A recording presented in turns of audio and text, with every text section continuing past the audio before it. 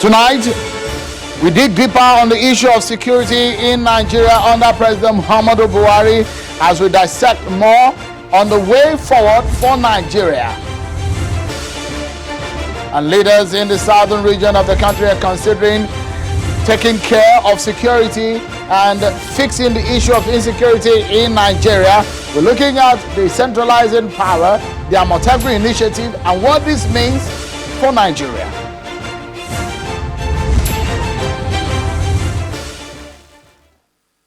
Hello everyone and welcome to the program. This is Politics Today live on Channels Television. I'm Sean Kimaloye in Lagos. Tonight we'll be dissecting the issues of security in Nigeria under the leadership of President Muhammadu Buhari. How far have we come? What do we need to do in ensuring that no Nigerian is no longer killed in any part of the country? So we dissect that for you. Let's bring you up to speed with what is happening in Jos Plateau State.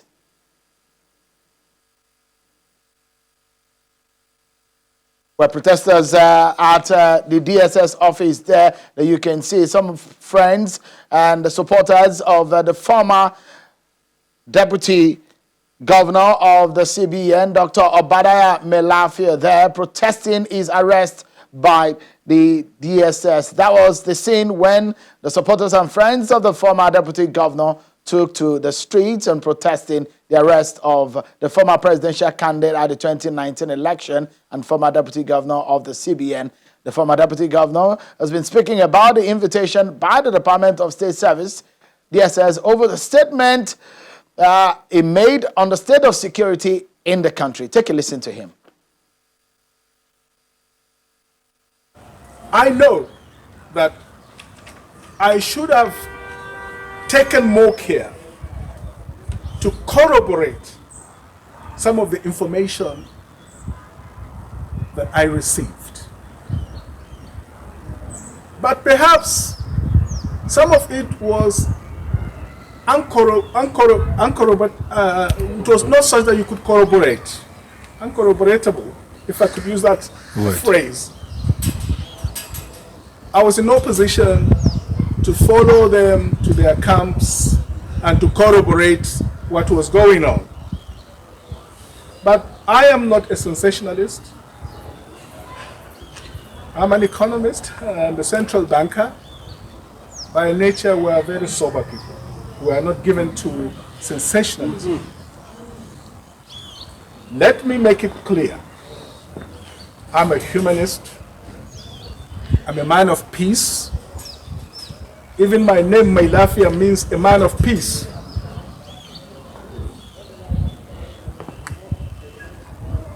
I love our country dearly, and I abhor from the bottom of my heart all the killings and violence to which innocent people in this country have been subjected to.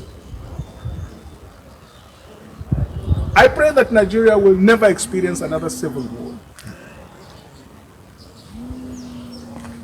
One of the greatest compatriots of this country, General Theophilus Yakubu Danjuma, retired, observed that no country can survive two civil wars.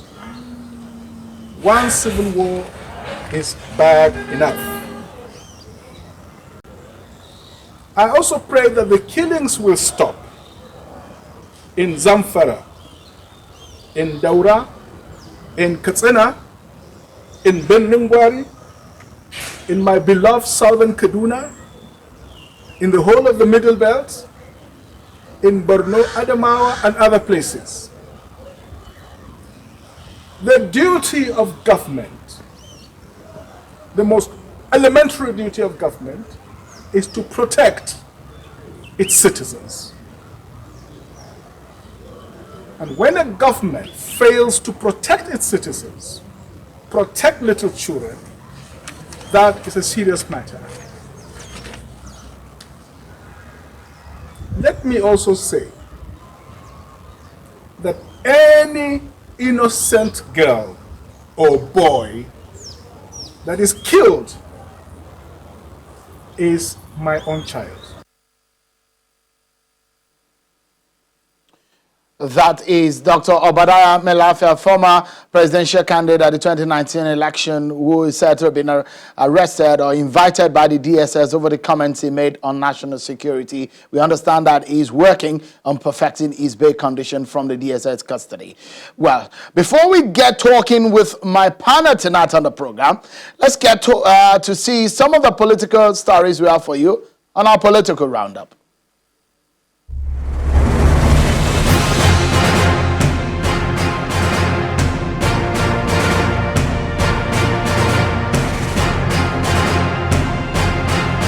The Federal Executive Council has approved the sum of 8.49 billion naira for the procurement of 12 items in various quantities for the testing of coronavirus by the Nigeria Center for Disease Control, NCDC. The memo was presented by the Minister of Health, Osage Haniwe, on behalf of the center at the council chambers of the Presidential Villa, Abuja. The 11th FEC virtual meeting was presided over by President Muhammadu Buhari and was held at the council chambers in the State House, Abuja. The Inter-Party Advisory Council of Nigeria has set up an electoral committee for the conduct of the 2020 National Executive Council elections. Addressing journalists in Abuja, the national chairman of the council, Peter Ame, told journalists in Abuja that following the decision of the Court of Appeal on the deregistration of political parties, the interim committee of the council stands dissolved. We have set up a committee to conduct election for the 5th of September handover date. The New Nigeria People's Party, NNPP, has called on the Independent National Electoral Commission, INEC, not to compromise the electoral process in Edo and Ondo State by their utterances. NNPP described the statement by INEC that it would discontinue the election process unless all parties are able to guarantee peace as a statement which shows that the election umpire is not ready for the polls. The state chairman of the party, Oluwatosin Odeyemi, told journalists in Osogbo, the Osun state capital, that it is the responsibility of INEC to ensure that all parties play in line with the rule of the elections by collaborating with security agencies and ensure peace and security before, during and after the polls. INEC should have simply begged the federal government to ensure peace before, during and after the election.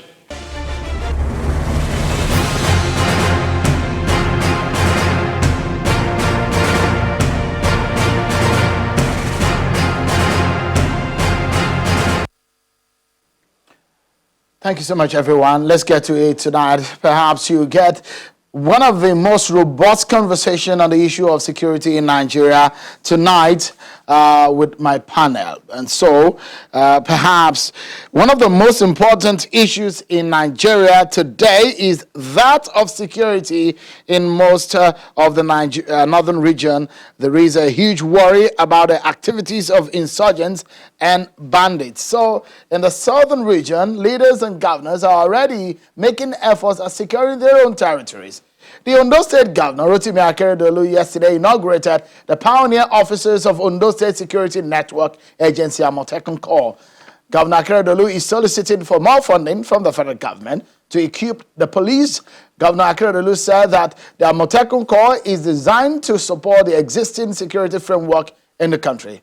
The governor stressed that with a workable synergy among the leadership of the security agencies and that of Amotekun, a watertight strategy capable of arresting crimes even before they occur will be deployed. Governor Akeredolu is the chairman of the Southwest Governors Forum. The governors have decided weeks and months ago on how they can better protect their citizens in the region.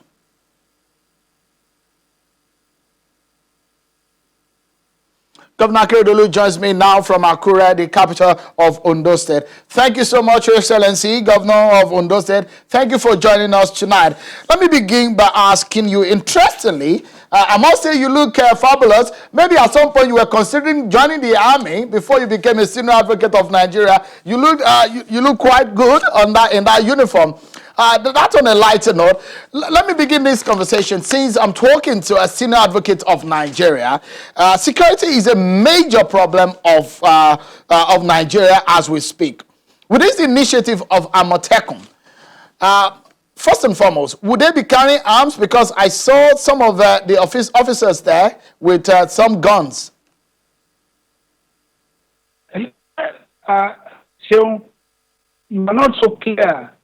If I get clearly, you say It's a question whether our security are going to be carrying guns. Is that what you said?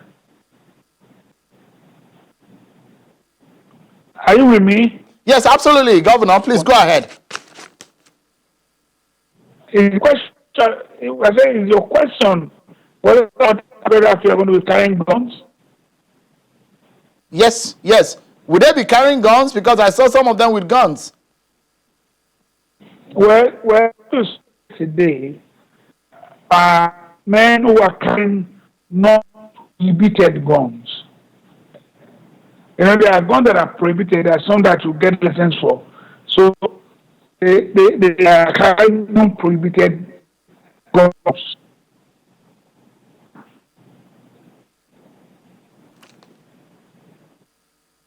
We're having some troubles here getting the connection, but we will fix that, and our engineers will let us know when we are good with Governor Akeredolu on the issue of the Southwest Initiative. He will be speaking on behalf of the governors of the Southwest region and the launch of the Amotekun in Ondo State. So let's go to Abuja studio, where the former Inspector General of Police, Mr. Suleiman Abba, joins us on the program. Thank you so much indeed, Mr. Abba. It's good to see you after a long time. And perhaps seeing you out of the uniform. Let's get the conversation started. On the issue of where do we go from here, it does look like in most parts of the country, we've seen the dominance of military, where police activities are supposed to be majorly seen. Has the police lost their grip on internal security in the country? Well, thank you very much for having me on this very important program, and I'm glad to be here in civilian, that's to say as a retired senior police officer. If you've had me in uniform, then I'm glad and I thank God that I'm in good health and I can still contribute on issues of national security. To your question, which is not quite a question, but I think you are making a statement. It's like you are saying that the police is overwhelmed. That is why they are not on the streets, or they are not seen to be doing anti-crime activities, which is the essence of internal security. I think it is perhaps the actors that you say there. That is to say, the military, they have said it themselves that they are overwhelmed. They have too much in their hands and they need assistance. I remember this is a development that I highlighted sometime in 2009 when I represented the then Inspector General of Police at a forum, a military forum actually, in Nigerian Bar Association meeting. And I was a discussant with General Agwai and Dr. Hakim Baba Ahmed, who were discussing, the military in internal security. And I advised, I said, perhaps the way it is going, the way the military is getting involved in too much internal security activities in almost every state of the nation, it's just a matter of time they will become overwhelmed. And I think I've been proved right in recent years when the leadership of the military itself has been talking about being overwhelmed, or to put it in a better word, that they have too much in their own hands. I think it wasn't a situation where the police abandoned its responsibilities and then the military had to come. Rather, it was a situation where there were very serious incidents, especially the issues of terrorism, which was not only confined to Borno State or parts of the Northeast.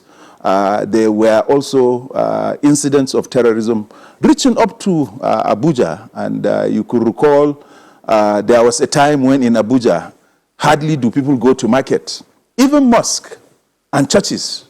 And if they have to, then it means it's like half of them will be praying and about half will be, watching out to make sure that they are secured.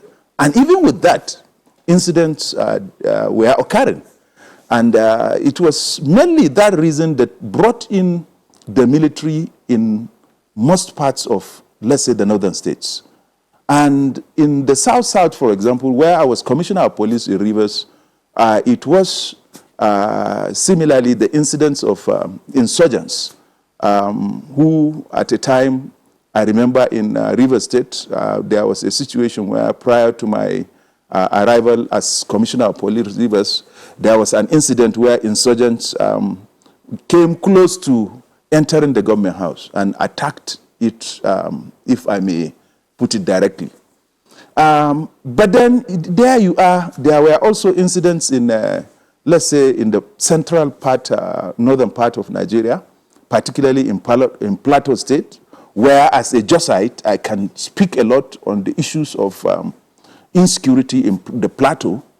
I was a student of University of Jos, where I graduated in 1983. And I can recall during the years of my study in University of Jos, we had friends among the Birom, for example, where we used to go to their homes and take guate and all that. But by 2009, when I was a student in National Institute for Policy and Strategic Studies, there I found myself in Birom territory, but I dare not go into the homes of the same friends I used to have.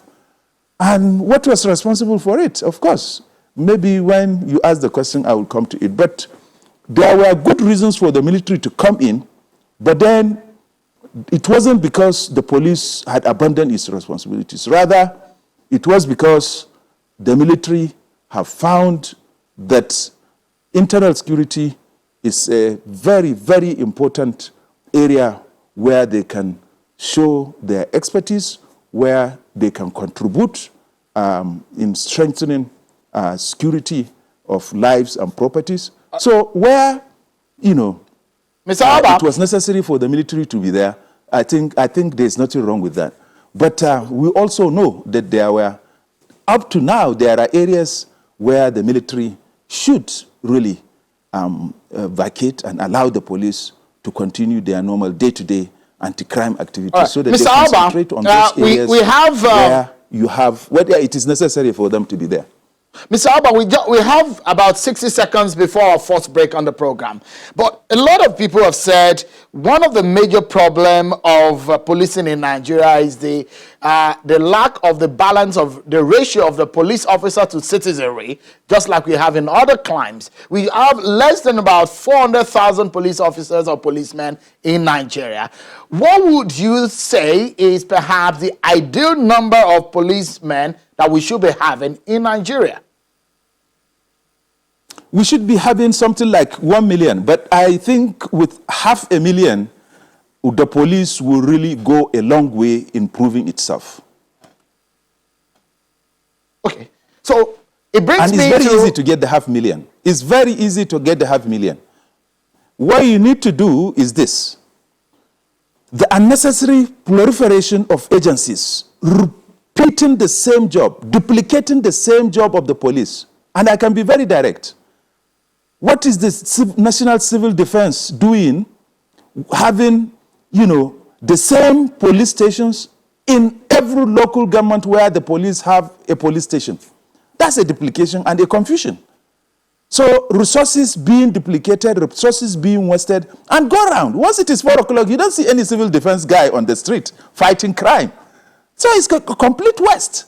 What you need to do is bring them under the police. That will reach the police manpower with about 100,000 at a go. And of course, others that are duplicating police job, whether it is on traffic or whatever, whether it is in the fight against drugs and so on, bring them in, strengthen the manpower of the police, and you will see the effect immediately. That's why I said 500,000 for now or immediately can bring the change. All right, so Mr. Alba, let's take a break. But when we come back, the president raised a lot of concern yesterday because you spent several years as a police officer at the helm of affairs in Nigeria Police. So you know some of the problems, and we'll be talking about solution so that people in Southern Kaduna, people in Katsina, people in Zamfara will not be killed plus some of the reports that we are hearing about the insurgents coming down south. How true are these reports? We clarify some of these issues after the break, everyone. Thank you so much, everyone, for staying with us. What will make you do your business in peace? What will make you sleep with your two eyes closed at night? That is adequate security, which government professes to want to provide to citizenry. So tonight, we are dissecting what the president said yesterday, the strategy of security under President Muhammadu Buhari. And tonight, we have a very strong panel to discuss these issues. I have a former Inspector General of Police, Mr. Suleiman Abba, from our Abuja studio. Earlier, I was speaking with the governor of Ondo State, the chairman of the Southwest Governors Forum, Governor Rotimi Akeredolu, and also have from Ikoyi in Lagos, a retired military officer, and a chieftain of the PDP, Chief Olabode George. Thank you so much for joining us. Let me go to Akure for a moment and speak with the governor there. Apologies for the glitch there, but let's get to it, Governor Akeredolu. With what we've seen, it does look like the prerogative of policing or security is that of the federal government. And a lot of people are now saying that this looked like a quick fix, the Amotekun initiative, the regional initiative by governors or from the different regions. But what would be a permanent solution, legally speaking and politically speaking, to kill this issue of insecurity in Nigeria? Well, thank you. I mean, Sheung, when you talk about finding a permanent solution, it is not something we can get at by flight. There are a lot of problems we have with our security what I would call architecture in this country. And it is important for us all to understand the way everybody's mind is working. And there's no way we cannot run away from it. What we have said and what we know is that the police is overstretched. The former Inspector General of Police, Abba, in his argument, yes, we can get to 500 at a go, we can get beyond 500 at a go. All those it's not an easy thing to do. But even if you get to 1 million, for as long as we have this structure, it is not going to be an abiding one.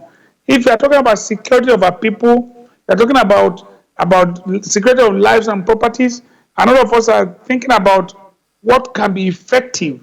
There must be a change of our security architecture. To have a single command will not be in the interest of this country. It's not in the interest of the country. Policing, anywhere in the world, go to US, go to Britain, these things are decentralized in a way or manner. But you see, since we still have one just police, Nigeria police now, we must work towards it. That look, there must be different levels of policing. Now the police is talking about community policing. That's another level in which they are going to involve as many locals as possible in policing their locality. But do you want to still put them under a single command? To me, it's not going to work. It's not going to work. You cannot be in Abuja and be there directing all affairs all over the state. You cannot be in Abuja and say that police area commander or the NC police or so cannot be changed by the commissioner of police. They can only be posted from Abuja. How? Apology if I may cut in. So you're talking practically speaking, because you are a governor, you are the chief security officer of your state, and you are also the leader in the Southwest region, at least as far as the governors are concerned. So in the real sense of it, thank God also, you are a senior advocate of Nigeria. So for those who think that some of these approaches are knee-jerk approach, what approach will be give a lasting solution to it? Perhaps a legal one, is it? Well, that is it. It has to be legal. What we have now in place, you spoke about Amotekun. Amotekun too is legal. It has its own legal framework. There's a legal framework for it, and that's why it has taken us time before we took off. So, but when you talk about generally all over the country, there must be a change. There must be the National Assembly must come to terms with what type of police we need. Do we need to have them at different levels? That you probably talk about policing at federal, at state, at local. But you can start about state for the first instance. So some of us are strong believers in what we call state police. The time has come. If we cannot continue in the manner in which we are doing and expect that we have effective policing of lives and properties. So some of us are concerned. You have said I'm a chief security officer. Oh, very, very glorious title. But chief security officer, that I'm subjected to whatever the Inspector General of Police will direct. So what chief security officer without any, am I that effective? So the command is not under me. I'm not saying it must be necessarily be under me. But the point is that because the way Nigerian police is set, let us be fair to ourselves, let's be fair to Mr. President, be fair to every Nigerian. The police itself is not even under the president. But Governor Akeredolu, how do we, sorry, apologies, how do we then go about this legal reframing of our constitution? Because you're driving at a constitutional amendment or a major change in our constitution. How do we approach it? What is the best way? No, that's why I said the National Assembly has to be up and doing. We want, you see, the elites of this country, there must be an agreement among us. Both elite down south, elite in the north, elite in the east, everywhere, wherever it is. Let us have an agreement of among the elites of this country. And if we all agreed, and we said, okay, the right time is now, then our representatives at the National Assembly can now commence necessary amendment to the provision of the Constitution as to the form and of policing we need to have to be more effective. It is the National Assembly's duty. So the Constitution has to be amended. But again, the Constitution, no doubt, gives responsibility to the state government itself to protect lives and properties. So that's where we have to now maneuver to have something like a Amotekun. And for us, it's all in the interest of protecting the lives and properties of our people. But if we are serious and all of us go ahead and do something at the National Assembly and have an amendment, decentralize the police. Let us have policing at different levels. So at least start from state level and federal level, you will see that it will be more effective. This is our position. All right. So, Governor, give us a sense of what you may, and the report that we're hearing about a possibility or the influx of the introduction of some insurgents into the southern region of the country. Have you heard any of this? And if you have, what have you been doing, you and your colleagues in the southern region of the country? Well, what we know is that insurgency is already here. ISWAP is already in Nigeria. All of us know. And these people have a tendency of issue of territory. They want to have hold on a particular territory until they are strong in any territory. You find out that they cannot, that will be their launching pad. But I know that what we have is that some of us believe strongly that most of these herders or those who involve in kidnapping are not necessarily herders. They're not necessarily those who are Fulani herdsmen. A number of them, I'm not particular about who is doing it, because I don't want, crime is crime, and anybody can be involved in crime, and it can be Igbo, it can be Yoruba, anybody can kidnap. But what I'm saying is that a number of people we have found in recent time don't even speak any of Nigerian languages. So we have fear that, look, they are gradually migrating down, but all we know is that we are determined to protect our own respective territories. And that is why we have come up with the issue of Amotekun. Amotekun will be right inside the forest. So nobody will have opportunity of even moving, because we know we are engaging some of our hunters in it. Some of them are part of Amotekun. So we have men almost right in the bush, so that we are going to be more effective rather than policemen staying on the road alone. There is no way amount of roadblock that kidnappers don't come in vehicles. You cannot roadblock cannot stop them. So those who kidnap and run into the bush. So we need people who can go after them in the bush. So these are the things we are trying to put on the shoulders of Amotekun, and they have said to us that they are prepared to work. Governor Akeredolu, will they be carrying arms? Because I saw some of them with guns. You said so the other time. I said that what they had on were not prohibited guns. That's what we are using. And we are going to approve government if we have licenses to carry some of the AK-47 or some of the arms. If they give us, we take it. But if not, the non-prohibited arms we will use. And it's not that it's enough, but we are sure that we'll be more effective. We'll be more effective policing our borders and guaranteeing the security of lives and properties of our people as we move ahead. So, perhaps let's wrap up this conversation, Mr. Governor. It does look like you are the first to launch this in the southwestern region of the country. Is it that some of your colleagues are... No, what we have is that most of us have appointed our commandant generals. Most of us have. But the point is that we have gone ahead to train. And the training has been concluded. It's better for you to just say that we are the first to, what I will put it, to have a passing out parade. So the people we have trained are now passing out. We are the first to do it. That's the only thing, that's the difference. But I know that most of the states, from information, from our interaction, have already appointed their own commandant generals, Osun, Ekiti. Even the commandant general for Ekiti was with us. The representative of commandant general for Osun was there. So everybody has done that. But people are at the point of training their cadets and corps.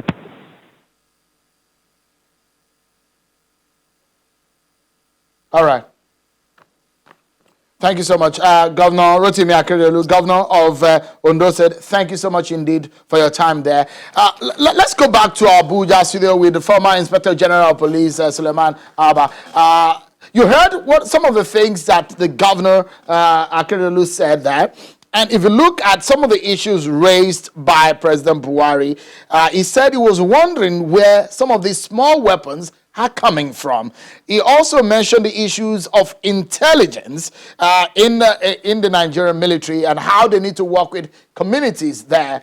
These light weapons and small weapons, what is the best way? Because we're looking at solution now. What is the best ways to mop up these? Well, thank you very much. I wished you had asked me to respond to some of the things His Excellency, the Ondo State Governor, raised. And actually, you came close to it. You asked whether I had him. Of course, I had him.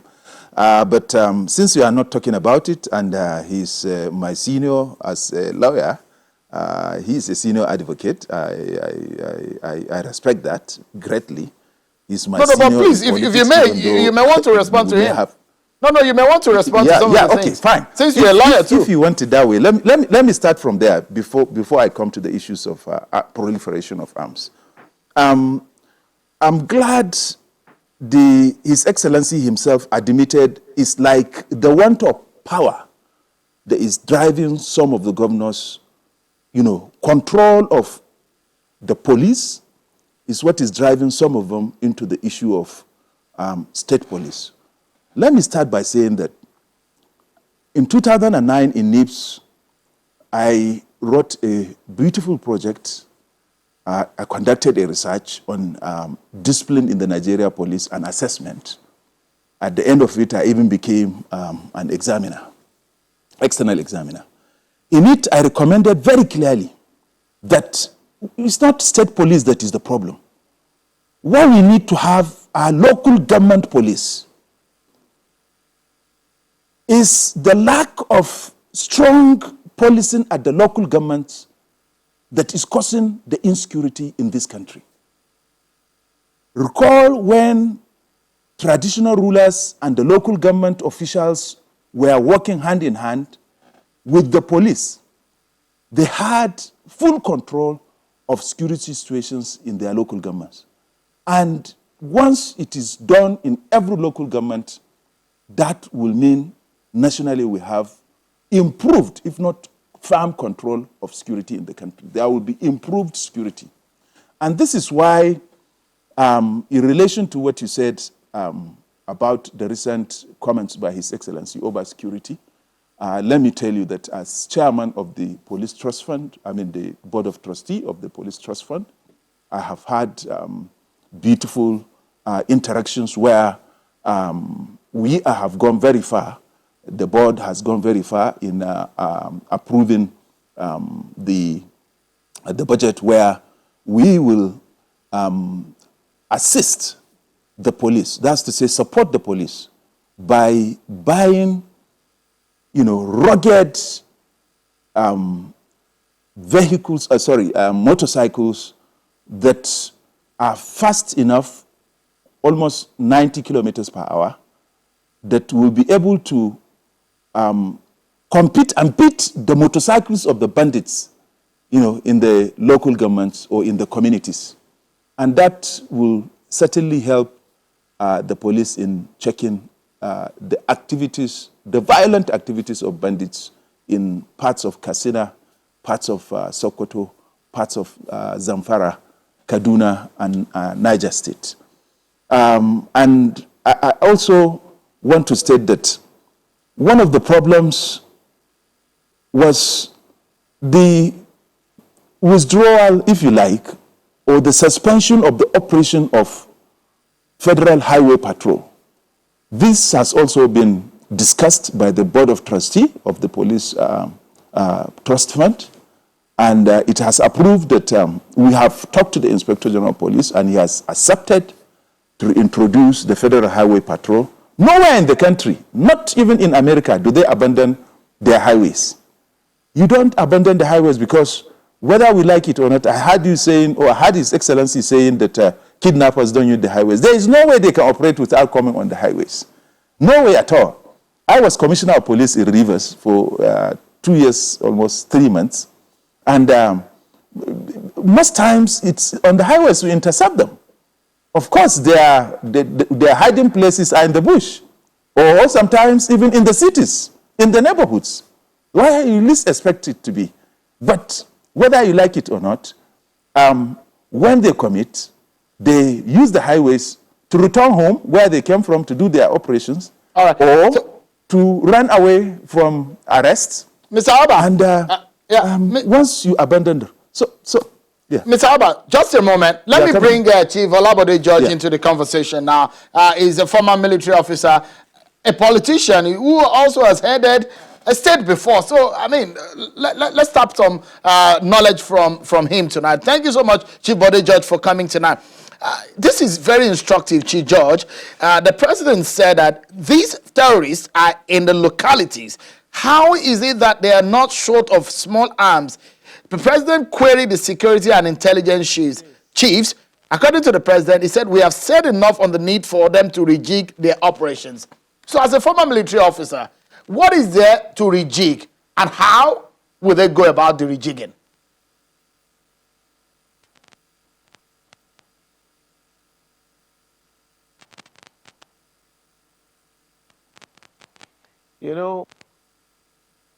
First of all, let me try and situate the problem. There is so much hunger in the land. There is so much anger. If the boys, the younger generation, cannot have means of livelihood, there is all this kind of kidnapping, armed robbery, and all that. And for God's sake, policing is local. The structure, like I agree with the governor of Ondo, the structure is defective. The structure is defective. What is he mentioned the total number of policemen in this country, 400,000, to manage the whole nation called Nigeria. It's impossible. absolutely impossible. So policing is local. Two, there is so much hunger and anger in the land. So if a guy is trying to redig and resolve these problems, they must, as a matter of urgency, make sure that policing is made, approval will be given to states to have their own police sitting in Abuja and controlling the whole police for this country cannot work. Let's take an example. You know we are running a presidential system. Look at America. Every county has a police. Every state has a police. And of course the FBI is still there. And the FBI is the overall. Everybody knows when to cut off. So my best suggestion, we want to really attack this problem. I've spoken about the poor economic situation, the anger, the hunger in the land, a state of hopelessness and helplessness. Let's say it the way it is. We should go for restructuring. Restructuring is not saying disband Nigeria. Look, we are still running it the way we ran it in 1960. It's not working. There must be improvement. We must, as a matter of urgency, I like what the governors in Southwest have done, trying now to have the Amoteku concept so that they can protect the lives and property of the people. How many policemen do we have? 400,000. Think Sokoto to Calabar, Maiduguri to Lagos, Jigawa to Delta. How can we? The population of this country today is exploding, and the people are milling around, they are doing things. The most effective way to provide security for you to be able to sleep at night is that you use the people within your own locality to manage them. When I was a young man in Lagos, we used to have this what do they call them? Oloparole, we used to call them. That is the native police. They were the ones who went around everywhere to make sure they knew, they spoke your language, they knew who lived in what house, they knew if a stranger comes there, they will find out for him, what are you looking for here?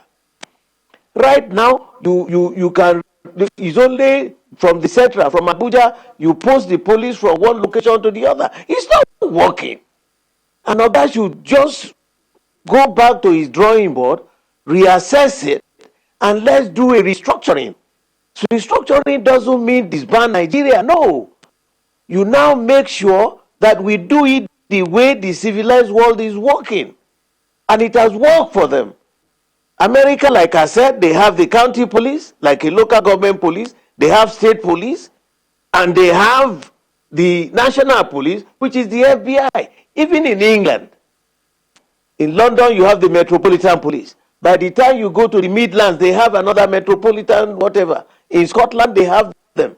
So that they are effective, they know what is it. And another interesting thing, it's going to cost us a lot of money. Look at the cameras for security purposes. How effectively have you equipped our own policemen? I listened to the former ID talking about highway patrol. What has happened to the road marshal, the road what do they call them? What happened to them? Those road marshals that we had, they are still patrolling. When you go on tour, you see them around. Are they effective? How many policemen can be in my local government? Looking at it and thinking, we can buy more machines, we can effectively give these policemen support in the locals. They must be able to speak the language of that area. They must know the culture of the area. They will be able to know who lives in what area and who doesn't. So if in the night somebody comes in there, they will ask him, who are you looking for?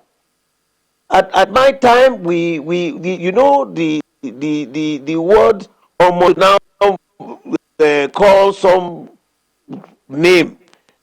They were effective. They protect the area, and then the area fathers too protected the area. But today, you don't know who is who. How many policemen? Even if you call them, half of them will be Chief Bode working, George, going. just a moment. They are on duty in the Yeah. night. Chief Bode George, just a Three of them moment. at a Let me junction. go back to the former IGP in Abuja studio. You are looking at the political intervention and how we need to go. But let's look more again now into the issue of the techniques and the technicalities of how to tackle the issue. Some people will say the quality of policing and the depth of policing. For example, there's close to 1 million CCTVs in the United Kingdom. So in terms of technology, is that the way to go? And how do we go about it? Mr. Abba. Yes, thank you very much. I think you've raised a very important issue. I think the world over, policing is gone digital. Yes, you go to countries that we were ahead of them, such as Dubai and so on. You rarely see too many policemen on the street, but you see a lot of cameras. And from the control rooms, they watch you. In fact, we even have cameras now that have known your character, have known your movements, can even, once to come out of your home, it can easily determine where you are going, the grocery shop you are going to, what you buy, and so on and so forth. But coming back to it, cameras are very, very effective in policing. Still going back to 2009, we went to Moscow, Russia, on a study tour. And I took our time to ask the government delegation that attended to us. I said, I used to know the Russian police to be very corrupt, listed as one of the most corrupt in the world. How did they stop that? They pointed at the cameras. Cameras are very important in preventing crime because, like in the case of the policeman there, then if you give him, he won't take because he knows the camera is watching him. It's the same with other criminals, including violent criminals. They know that the cameras are watching them, so they will be deterred. Another important use of the cameras is that they are very, very useful in detecting crime. A criminal commits the offense, we see it, even if it is in a supermarket, he succeeds in harassing everybody, perhaps sometimes even wounding or maiming people, and takes whatever he wants, whether it is gold or whatever.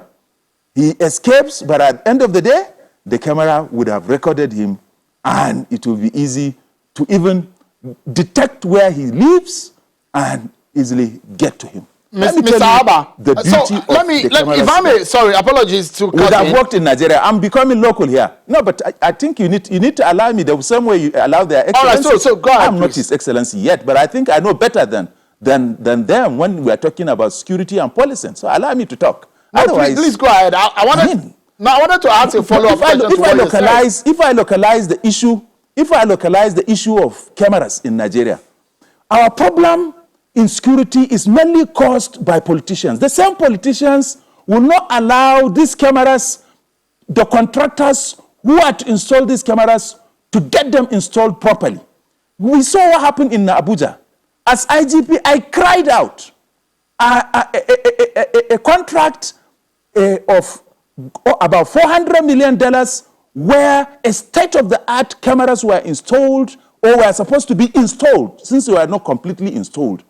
And the control room where if any camera gets the eyes of a wanted person, it will raise alarm at the control room and that person can be arrested.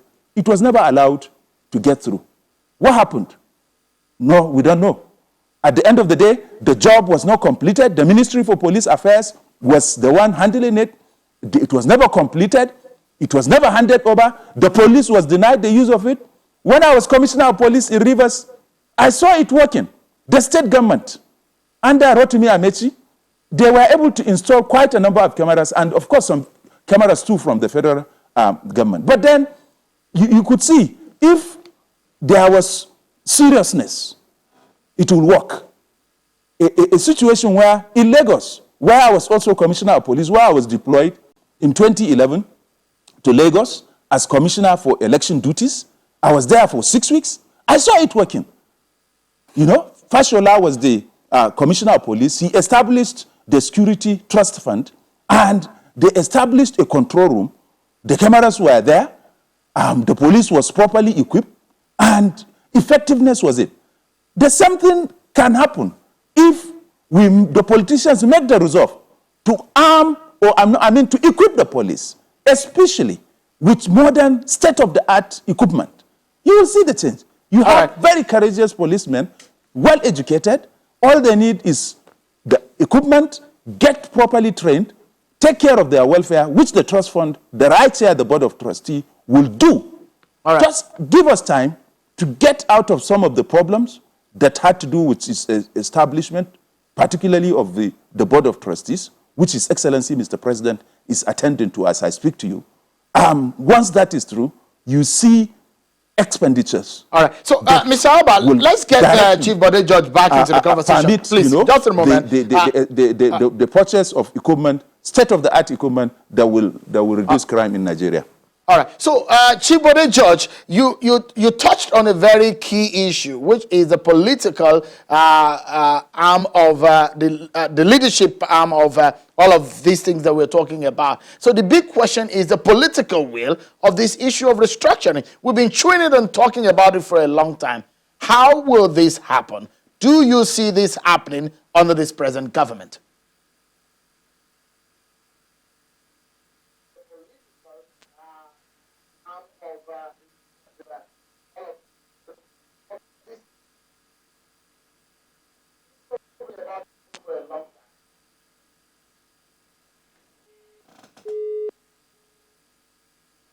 All right. Apologies that we seem to have lost contact with Chief Bode George. But let me get a final word from the former IG. We have just about 30 seconds before the end of the program. In essence, there is a peculiar problem in the northwestern region, the banditry issue, insurgency in the northeastern region of the country, and leaders in the southwestern region or the southern part of the country are gearing up and making sure that they secure their territories. What do you think will be one major issue, just in 30 seconds, that if you were to advise the president now, what would that solution be for you? Mr. President, you have a very good heart. You mean well for this country. And I know one of the problems is that some of the people that are supposed to execute your policies, just like you said recently, they abuse the trust. Identify truthful people who can get it done without selfishness. And once you do that, just like now, you have a board of trustees in the Nigeria Police Trust Fund that will equip the police. Once the funds they flow properly and appropriately, we will ensure that the police is equipped. Nowhere in the world abundance is police. But we have gotten to a situation in Nigeria where the police is abundant for a very long time in terms of getting good budget that will enable it buy the required equipment and ensure the welfare of its personnel and the training of the personnel to carry out the responsibilities that they are assigned to. Mr. Suleiman Abba. And you get good security. Mr. Suleiman Abba, it's good to see you again after so many years since you left office as the Inspector General of Police. And I must sincerely thank you for coming out tonight to speak to us on this very important issue. Thank you so much indeed for coming. And I must also It's my thank pleasure. Chief Olabode George, member of the Board of Trustees of the People's Democratic Party, as well as the Governor of Ondo State, Rotimi Akeredolu. Thank you so much, gentlemen, for your time tonight. That's how we leave it, everyone. Many thanks for watching. I'm Sean Wakimale. Bye-bye.